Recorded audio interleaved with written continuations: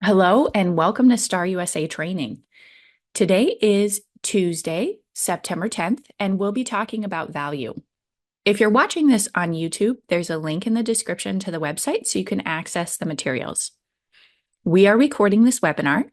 The slides, recording, and other materials will be made available after the broadcast. All participants are currently muted. The Q&A feature is available if you have any questions. I'll answer some throughout the webinar and take more at the end.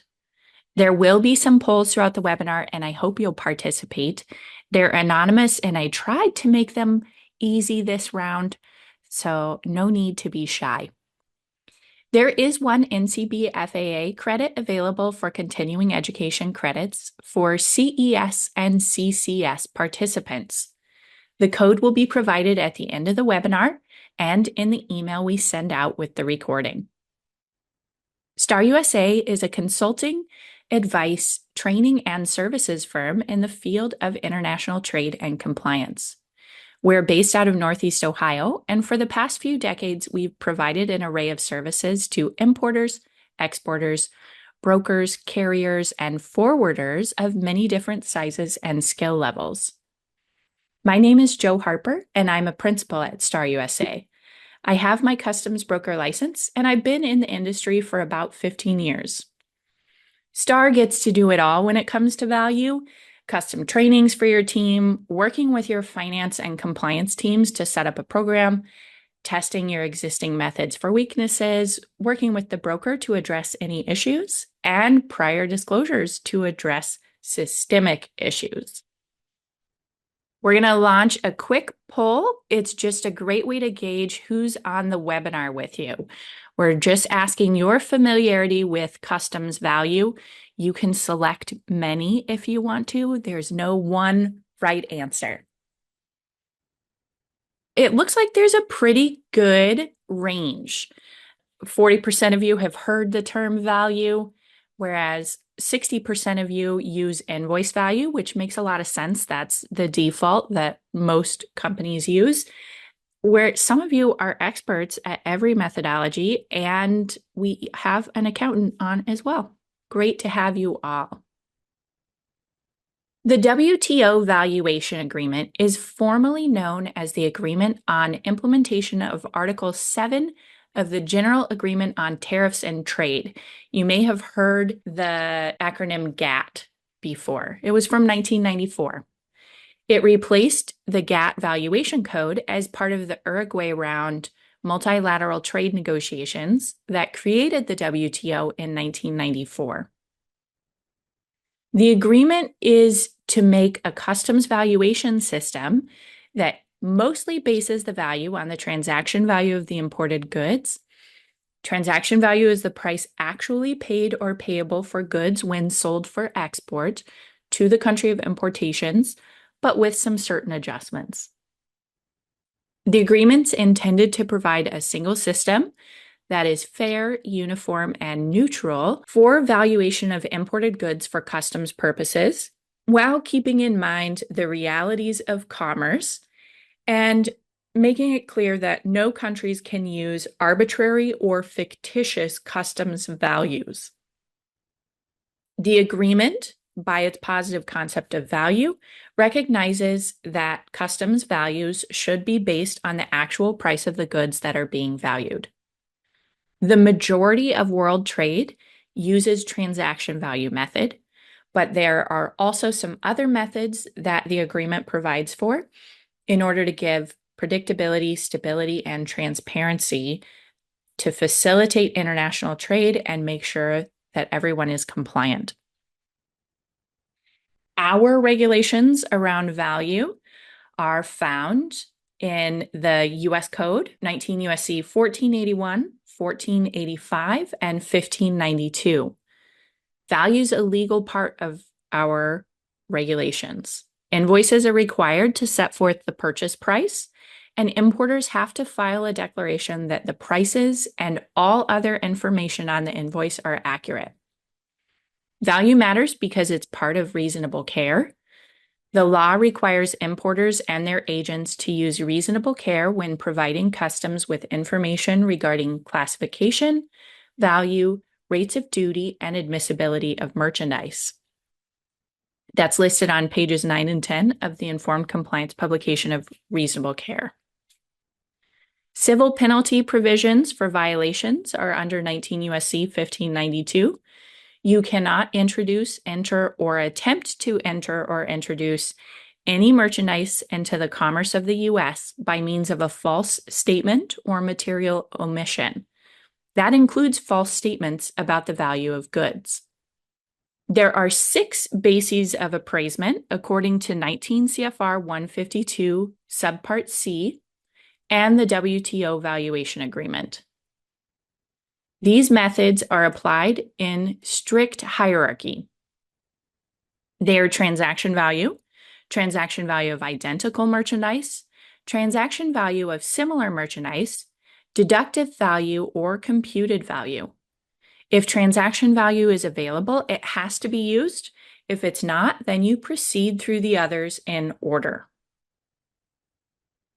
This is the valuation methodology that's established in the WTO Valuation Agreement, and it's published in the regulations of all the countries that agree to it. It's really great to read 19 CFR 152 after you've read the valuation agreement because you can see how much we took word for word from that agreement. You can recognize that because when you look at US and Canadian regulations, the examples that they use in their valuation regulations are the same because they're pulling those examples from the WTO. CBP and other world customs agencies care about value because for many HTS provisions, value is the basis of the duty assessed. It's also the basis for calculating anti-dumping, countervailing, Section 232, and Section 301 duties. I have seen several recent enforcement cases where importers were falsifying the value of their goods in order to pay lower duties. Customs has all of your import data electronically. They can see what goods are being valued by that same manufacturer to other importers, and they can see what similar good values are and compare that to yours. It's a lot simpler for them to do enforcement now that everything is centralized in ACE and all of that data is available. They are also actively targeting trade-based money laundering. They estimate a few billion in illicit trade activities annually, and they're using a focused approach to identify red flags. Some of those red flags are payments made to vendors via wire transfers from unrelated third parties, false reporting like commodity misclassification and over or undervaluation, double invoicing, and packaging abnormalities that are inconsistent with the commodities or shipping methods. Value is a priority trade issue for customs, and they're targeting it. Transaction value is the main basis of appraisement. It's what most international trade is based on. You may notice a theme in the images. I know it's September, but I am resisting fall pushers. It is still summer for a week or so. I'm also adding a lot of green because some 2012 studies showed that looking at nature increases visual creativity, but interestingly enough, so does just working on green paper. So if you're feeling low in creativity, just look at some green things. That is not to encourage you to be creative in your valuation methods. You should stick to the WTO established methods. 19 CFR 152 covers appraisement and methods of appraisement. That's where you will find value, specifically in subpart E. That also provides date of export. You can use that in combination with 19 CFR 159 subpart C to figure out what currency conversion you use. Transaction value in 152.103 is the price paid or payable for the merchandise when sold for export to the U.S. It's appropriate when there has been a sale of goods for export to the U.S. No restrictions are on the disposition of use or merchandise. the seller and buyer are not related parties, or their relationship is found to allow for transaction value to be used, it doesn't influence the price. And the value and additions or deductions to and from the value have been reviewed and we're confident in them. Next poll, which scenarios can use transaction value? There's 4 different scenarios up here: a consignment shipment, a transaction where the goods must be put to a specific use, a transaction where the buyer and seller are related and that influences the price, or a transaction where a foreign seller includes all additions to the price in the invoice and itemizes them. It looks like the majority of you identified correctly the last transaction where a foreign seller includes all additions to the price in the invoice. All of the other transactions are precluded and you cannot use transaction value for them. In a consignment shipment, no sale has occurred for import to the US, so you can't use transaction value. One other reason is if merchandise needs to be put to a specific use, you can't use transaction value unless it meets very, very specific requirements. And if the parties are related and that influences the price, you cannot use transaction value. You have to use another methodology. Related parties are identified in 152-103. Those are members of the same family, whether by whole or by half-blood, spouse, ancestors, and lineal descendants. Any officer or director of an organization and that organization, an officer or director of an organization and an officer or director of another organization, if each individual is also an officer or director in the other organization. That one's really convoluted. Partners, employers, and employees are related parties. Anyone who directly or indirectly owns, controls, or holds power to vote 5% or more of shares of an organization and that organization are related. 2 or more persons directly or indirectly controlling, controlled by, or under common control with any person are related. So there's a lot of related parties in the customs world. Transaction value is acceptable for related parties if the relationship doesn't influence the price paid or payable, and you only know that by examining the circumstances of the sale. It can also be accepted if the transaction value closely matches to test values. Those test values must relate to merchandise that is exported to the US at or about the same time as the imported merchandise in question. Test values for comparison are transaction value of identical or similar merchandise in sales to unrelated buyers, and the deductive or computed value for identical or similar merchandise. Customs cautions us that questions about related parties require a detailed analysis and should be reviewed carefully by those with expertise in application of value laws. If you are doing an analysis for your own company, you should document that and store that document centrally. So if customs comes and asks about it 10 or 15 years later, you know fully how you reached your conclusion. We have another poll. A foreign shipper sold merchandise at $100 a unit to a US importer. After that, the foreign shipper increased their price to $110 a unit. The merchandise was exported after the effective date of the price increase. The invoice price of $100 was the price originally agreed on and the price the US importer actually paid for the merchandise. What value should the broker use when they're providing the entered value of the units? It looks like 80% of you said $100 per unit, which is correct. The actual transaction value, the price paid or payable, was the $100 per unit. And that is the value that should be used as basis for transaction value. Transaction value is often calculated using this lovely acronym of PAP plus CRAP. CRAP stands for Commission, Royalty, Assist, Packing, and Proceeds. Those have to be added to the cost that you declare as transaction value if they're not already included. Selling commissions are dutiable. Buying commissions are non-dutiable.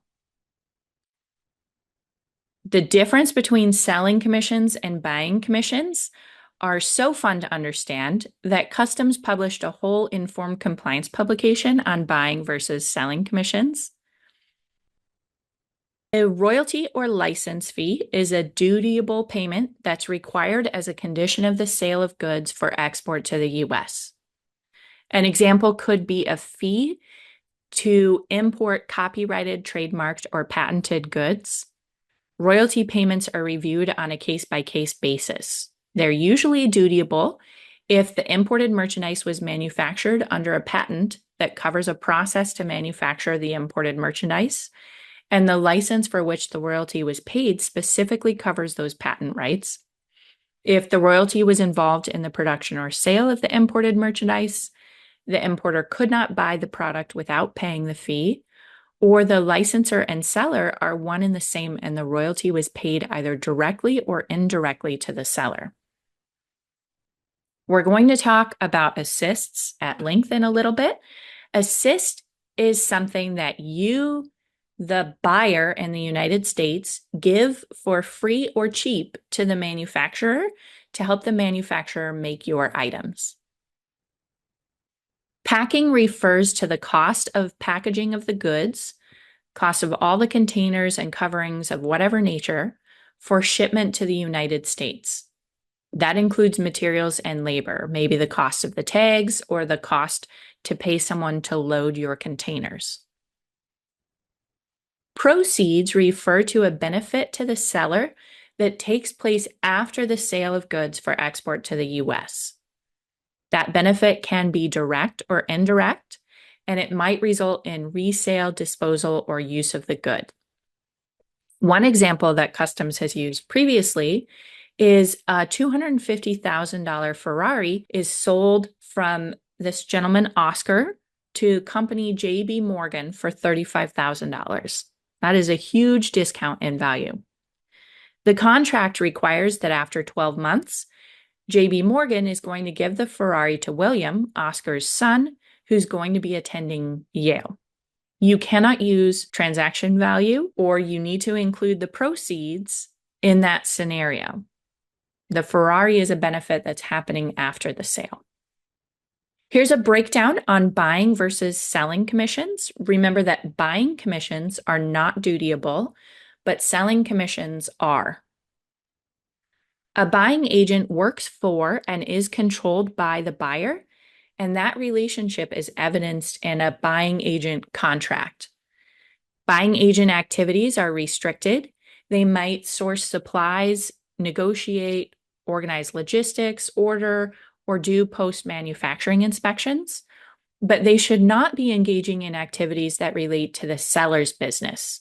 The seller's business is production, and the agent should not operate independently or be related to or working for the seller. If an invoice includes buying commissions, they cannot be deducted. At that point, they become part of the entered value, but you do not have to add them to the invoice value if they're not included. Selling commissions, though, are dutiable and are normally based on a percentage of the value, for example, 6% of product value. They are always dutiable, usually included in the invoice product price or itemized at the bottom of the invoice. If they're not included in invoice value, they have to be added in to become part of the entered value that you provide to Customs. Buying agent represents the importer, the selling agent represents the seller. The buying agent is trying to get the lowest price, whereas the selling agent is trying to get the highest price. Freight costs are dutiable for getting the item from the factory to the port of loading. If it's something that is included in the invoice for the value from the port of loading to the US place, then you want to be able to deduct those freight charges.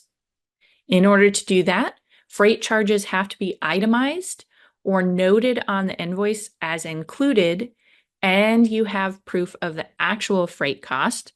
So, for example, the invoice from the forwarder, instead of just an estimated amount. Packing is the cost of all containers, coverings, labor, or materials that are used in placing the merchandise in condition, packed, ready for shipment to the U.S. It does not include instruments of international traffic. Packing costs are dutiable and must be added to the value if not included. Here's a handy transaction value checklist. The way you use it is to review the invoice for a transaction. If you're able to use transaction value, it's a sale, no conditions on the use of goods, the parties aren't related, and the invoice includes costs of items on the left of the screen, you want to deduct them from the invoice before you indicate the amount you're declaring for entered value. In order to do that, they need to be actual values. If the invoice does not include costs for items on the right, and those costs apply to your transaction, you want to add them in. Quick caveat that you can only add or deduct amounts if you have the actual values for those amounts with backup. Here is your next poll. Company X in the United States pays $2,000 to Toy Factory Y, who's located abroad, for a shipment of toys.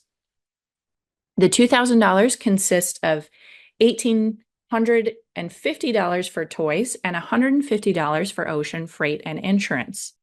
Y Toy Factory would have charged Company X $2,200 for the toys, but they owed Company X $350, so they charged only $1,850. What's the transaction value? 44% of you said that the correct transaction value is $2,200. $2,200 is the sum that Company X paid, as well as the $350 indirect payment. That is the correct answer. Round of applause for you. The next most common answer was $2,000. The reason that's not correct is because that amount includes ocean freight and insurance.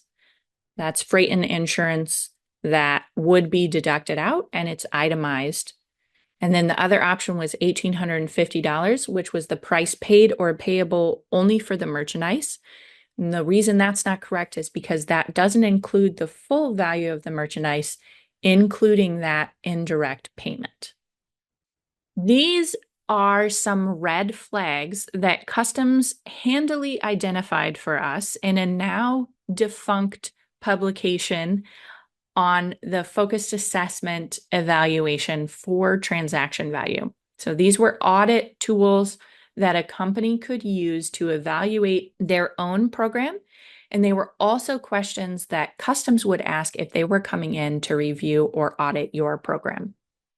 Customs still uses these red flags, even if they're not publishing them.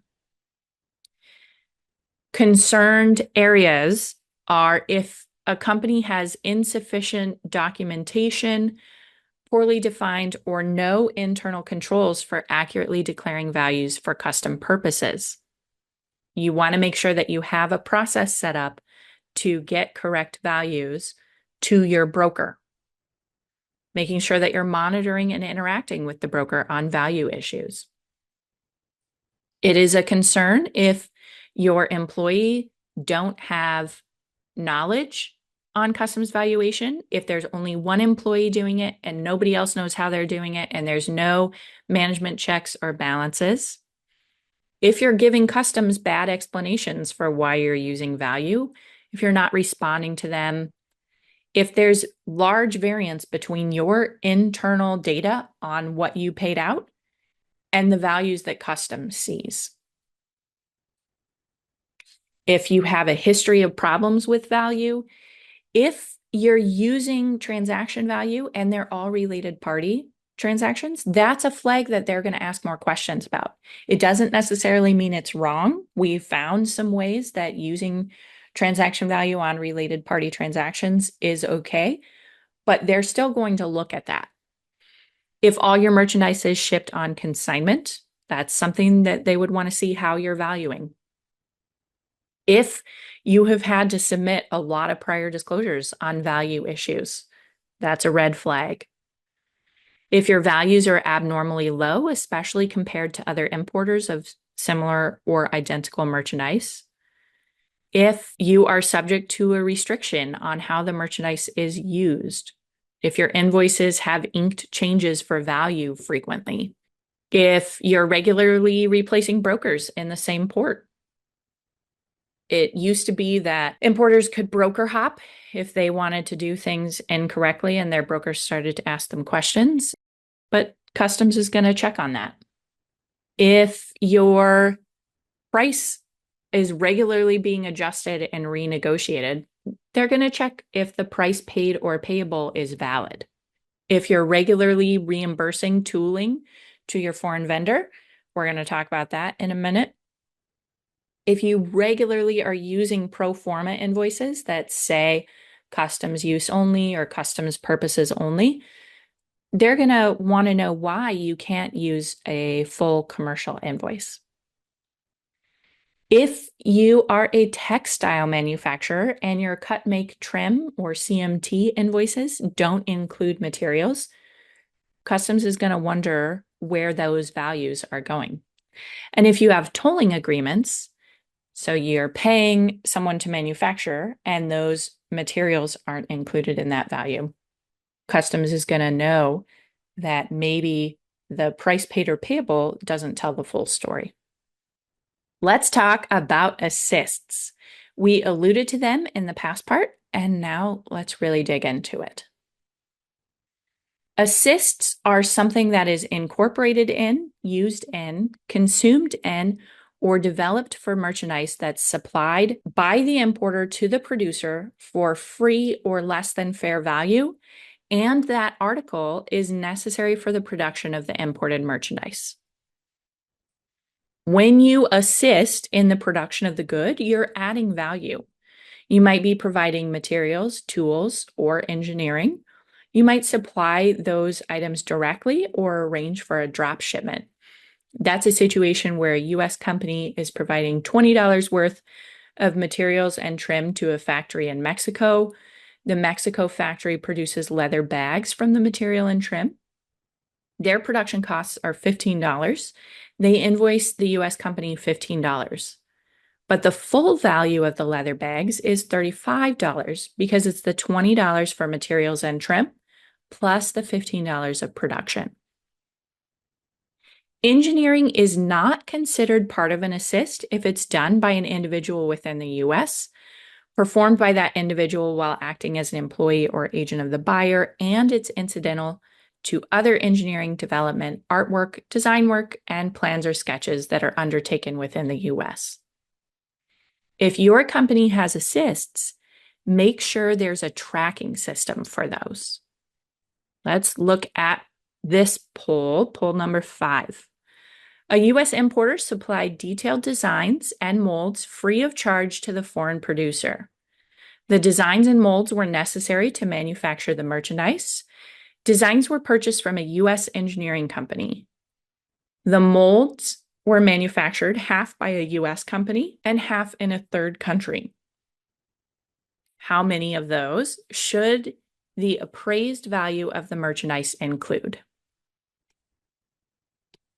Most of you said that foreign molds should be included as an assist in the appraised value. That is correct. You should also include the U.S. molds. The only item that cannot be included from this question is the design work that's done in the U.S.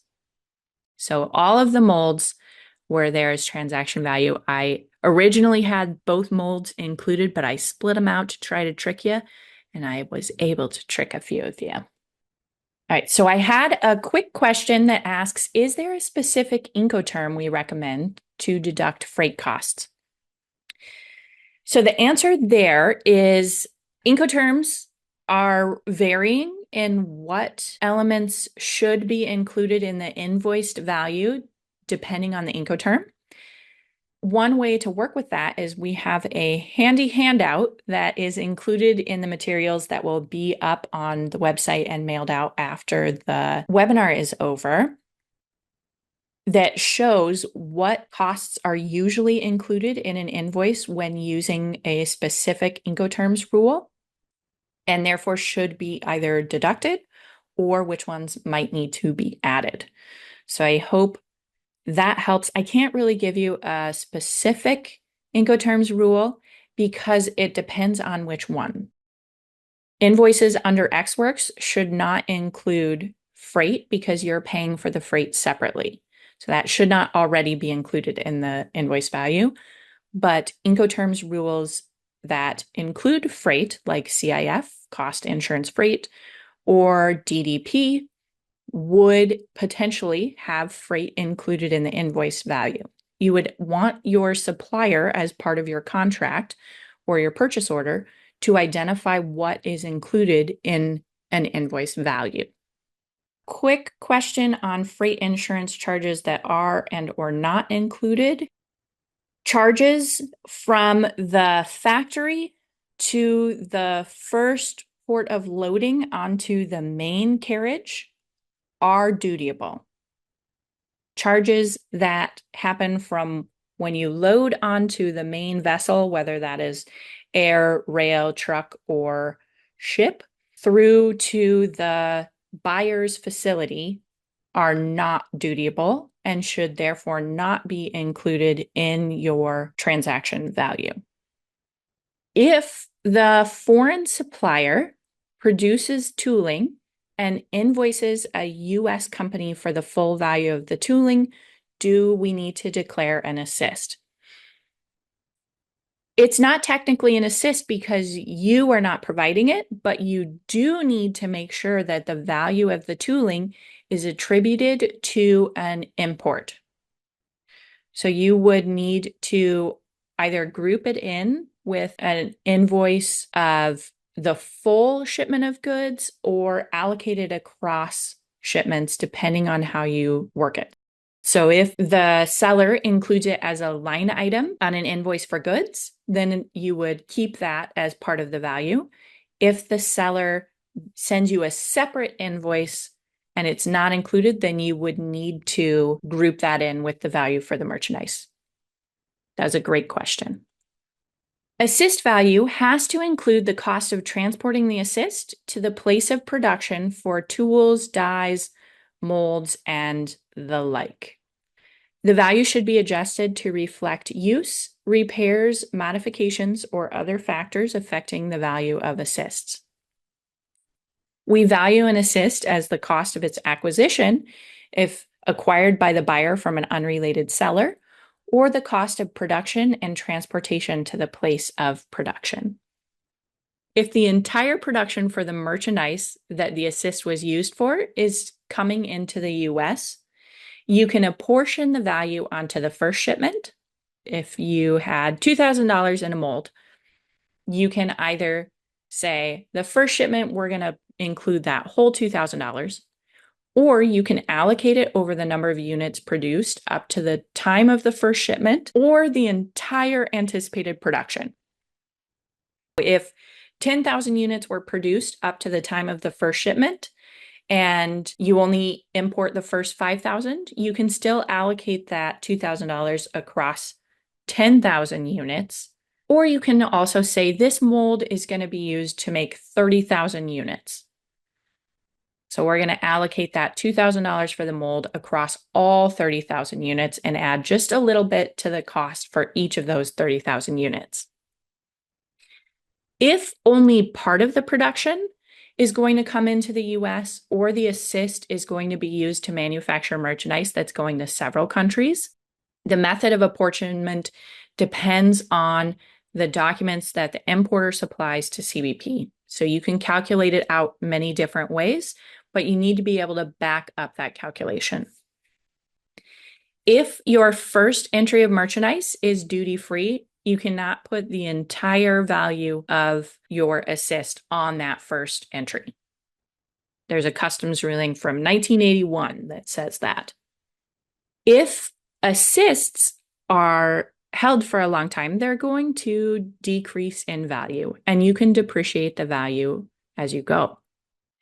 If there's a mold that's supplied free of charge to a foreign manufacturer and that depreciates to zero on the importer's books in a manner consistent with generally accepted accounting principles or GAAP, the value of the assist is limited to the cost incurred in transporting the assist to the place of production. In determining the value of fabric furnished without charge to an unrelated assembler, the cost of acquisition to the importer from an unrelated party must be used, and not the depreciated cost as reflected on the importer's books. That is from another 1980 customs ruling. So tools, molds, and equipment can depreciate, but materials cannot. If they had zero value, the materials, you would not be using them any longer. There are other methods of value. We saw 6 other methods than transaction value. In the order that we're going to talk about are transaction value of identical and similar goods, deductive value, computed value, and then the fallback or variable method, which is a combination of the above if everything else fails. Those are applied in order unless they're excluded. The only alternate to applying them in order is that you can request to use computed value before deductive value. CBP will usually allow that. The next 2 alternatives are transaction value of identical merchandise and transaction value of similar merchandise. I'm going to talk about them together because they're essentially the same. You just need to know the difference between identical merchandise and similar merchandise. Identical merchandise is the same in physical characteristics, quality, and reputation. Similar merchandise is similar in those aspects.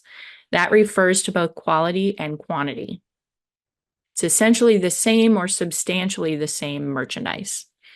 Similar merchandise can have minor differences in color or size, and it can be different if the goods are commercially interchangeable. But identical merchandise needs to be identical. In order to be accepted as a comparison transaction to that of the transaction you're trying to value, the goods should have been exported to the US at or about the same time. If there are multiple values, the statute requires use of the lowest value to compare. If you're going to use transaction value of identical or similar merchandise, you have to follow a set order when you're choosing the transactions to compare.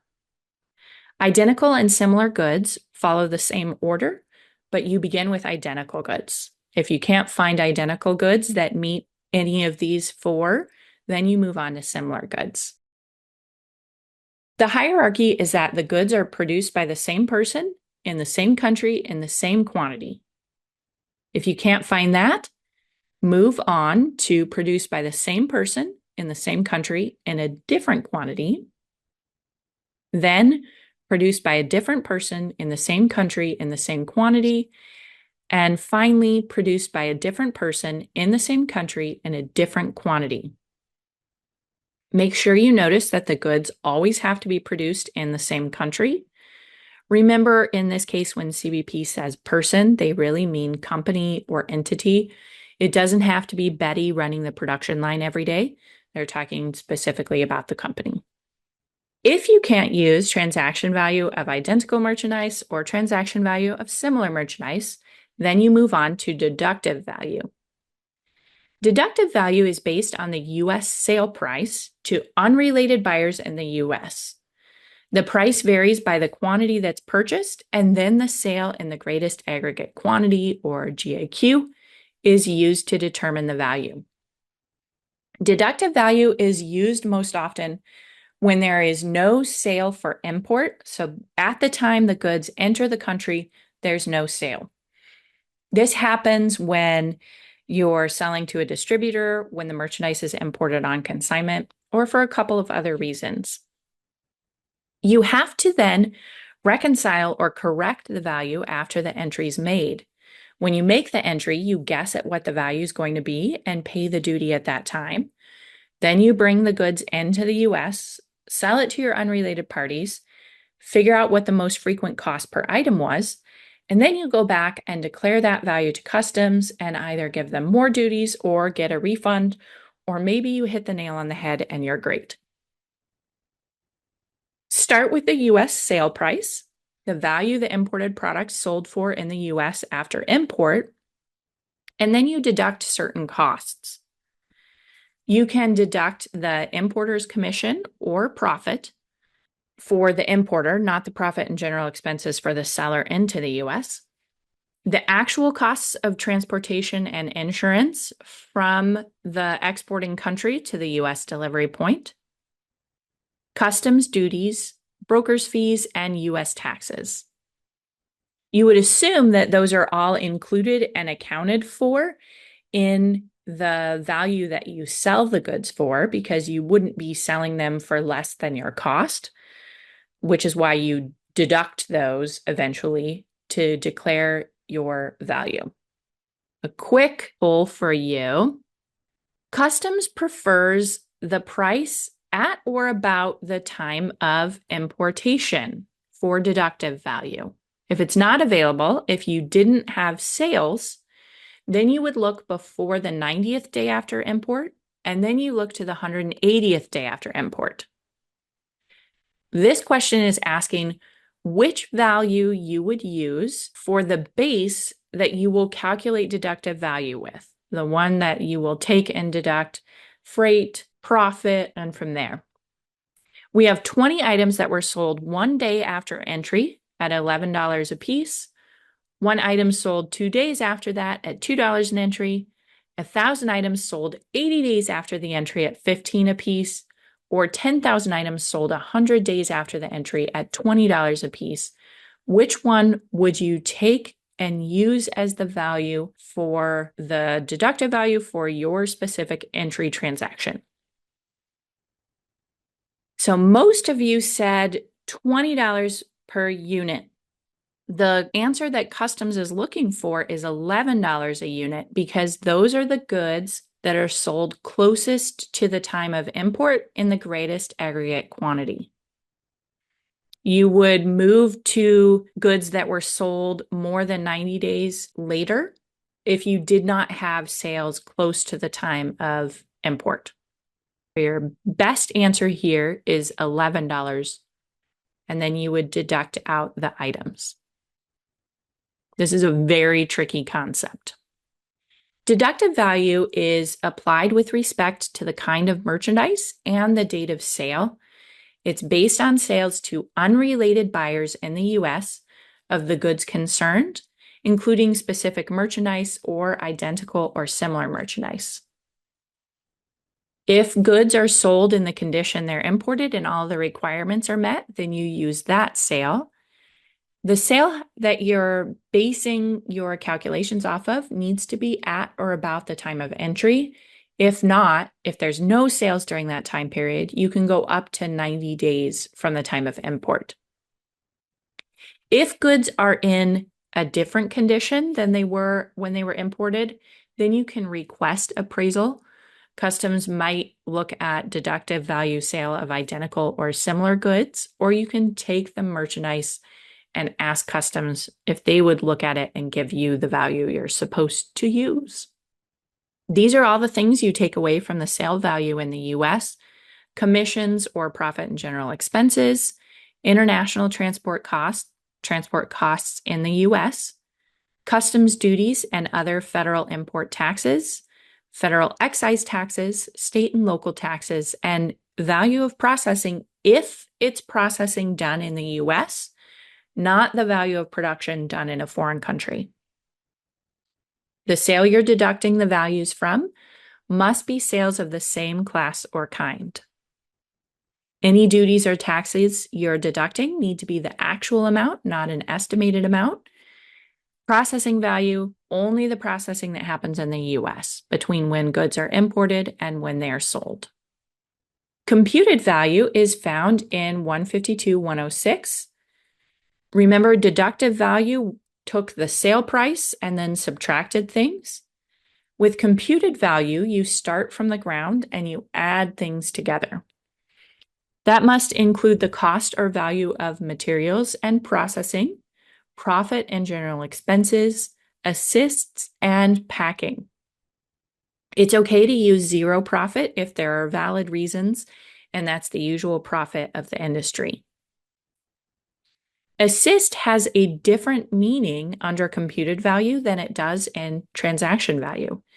It includes goods that were charged to the producer and to the importer, not just what the importer provided free of charge. If the producer buys staples for the manufacture of the goods, you would include the cost of those. You cannot use computed value if the importer is unable to provide the information in a reasonable time, if the foreign producer refuses to provide information. So if you can't get the dollar amounts you need, then you cannot use that. If customs gets information for computed value elsewhere, they can tell the importer upon request the source of information, the data that was used, and their calculation. If they're getting profit margins from the same country, they can tell you that. A foreign shipper sells merchandise to a related U.S. importer. The foreign shipper does not sell to any unrelated persons. The transaction between the foreign shipper and the U.S. importer is determined to have been affected by the relationship. There's no identical or similar merchandise from the same country of production. The U.S. importer is processing the product and selling it to an unrelated buyer in the U.S. within 180 days of the date of import. No assists are involved.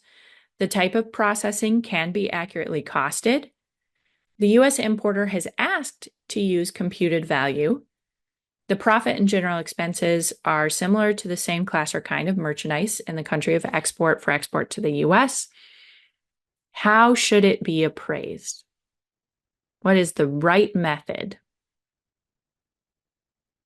In this case, you cannot use transaction value because the relationship affects the merchandise costing. You cannot use identical or similar transaction value because there is no identical or similar merchandise. And you would move to computed value because the importer asked to use that. Your best answer is that you would use the computed value methodology. For computed value, remember that you're not using exactly the same information as you would for transaction value because you're building totally from the ground up. So your assist values are a little bit different, and the items that you would include and exclude are going to be different because you're not starting with the price paid or payable. You're starting from zero. So it's going to be different calculations than you would use in transaction value.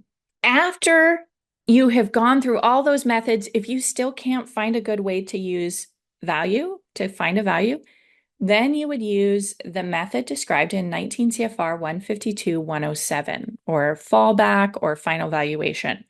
That lets customs be a little more flexible in the way they apply the other methodologies.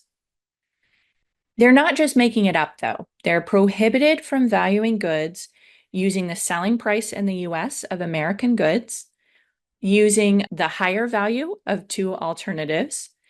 You can't use the price in the domestic market in the country of export. They cannot use the cost of production other than a value determined under 152.106 of identical or similar merchandise. They cannot use a price for export to a third country, minimum values, or arbitrary or fictitious values. Our last poll: what is not an acceptable basis of appraisement for imported merchandise? The correct answer is price of merchandise in the domestic market of the exporting country. which almost all of you got. So congratulations. All right, let's wrap this up. It's pretty typical that finance and accounting are off doing their own thing in a company. They need to work with compliance as well as with sales and purchasing and legal. The entry summary requires that the importer of record or their authorized agent declare that to the best of the declarant's knowledge, the entry fully discloses true prices, values, quantities, rebates, drawbacks, fees, commissions, and royalties, and is true and correct, and that all goods or services provided to the seller of the merchandise, either free or at reduced cost, are fully disclosed. You should be keeping invoices, value calculations, including your transfer pricing methodology, including assists, all of that for a minimum of 5 years from the date of entry. If you apportion assists out or move them across entries, depending on how many of the produced articles are coming to the US or going to third countries, that has to be saved. Test values need to be kept, backup of actual costs, purchase orders, proof of payment, and ledgers. One great reason to work closely with finance is so that when you do your post-entry checks, you can confirm that values are correctly included there. A lot of the ways that companies discover that there's a value issue or that their broker's not fully reporting assists is by looking at the value that was paid on their books for a fiscal year and the value that was declared to customs for that same fiscal year. If those drastically differ and you can't remove just the domestic goods and make that make sense, then you should look deeper. This slide has links to several great resources that CBP puts out. Most of them inform compliance publications. I don't want you to overlook CROSS as a great resource, though. The Valuation Encyclopedia references many great rulings, but there are a lot of valuation rulings that are very useful. We have a handout that I mentioned, which charges are dutiable and which are not, separated out by the Incoterms rule that the transaction employs. That will be available on the website when the webinar goes live. We'll send out instructions on getting the CCS credits when we send out the recording and materials. In the interim, if you want to write down the completion code and redeem it on their website, you are welcome to. Thank you so much for spending your time with us today. We really appreciate it. We appreciate all of the questions and your participation in the polls. I hope that you learned a little something and also that you're walking away with questions that you are going to employ in your life to make yourself more compliant. Have a great day.